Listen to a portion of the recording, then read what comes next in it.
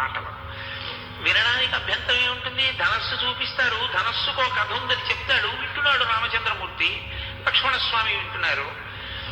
జనకుడు మొదలుపెట్టాడు, ఈ శివధనస్సు గురించి చెప్తాను, దీని గురించి చెప్పే ముందు నా కూతురు గురించి చెప్పాలన్నాడు. ఇదే కదూ కావలసిన విషయం. అందుకని ఆయన అన్నాడు, అధమే కృషత క్షేత్రం లంగలా దుద్ధితామయ క్షేత్రం శోధయత లబ్ధ్వా నామ్నా సీతేతి విశ్వత అన్నాడు.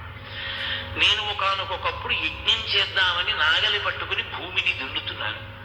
భూమిని దున్నుతున్న సమయంలో భూమిలో నుండి ఉద్ధిత అన్నాడు, పైకి లేచిందిలా ఒక ఆడపిల్ల.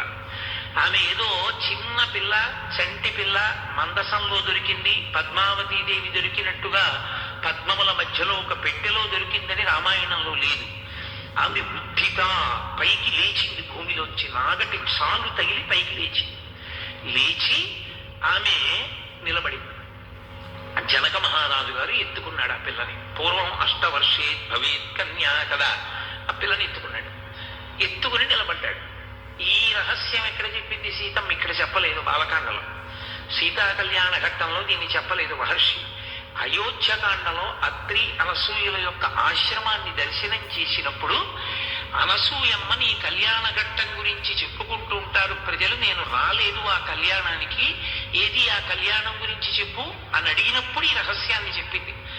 అవునమ్మా, నేను భూమిలో నుండి పుట్టాను, పుట్టడం కాదు పైకి లేచాను, భూమిలో నుండి పైకి లేచి నిలబడినప్పుడు మా తండ్రి నన్ను ఎత్తుకున్నాడు. ఎత్తుకున్న జనక మహారాజు గారికి అనుమానం వచ్చింది, ఈ పిల్ల భూమి నుండి లేచింది, నేను భూమిని దున్నుతుంటే ఇప్పుడు ఈ పిల్లని నేను ఎత్తుకున్నాను, ఈ పిల్ల నాకు ఏమవుతుంది అని అనుమానం వచ్చింది. దొరికిన పిల్ల కూతురా, ఏమవుతుంది ఈ పిల్ల? ఈమె మనుష్యకాంత కాదు,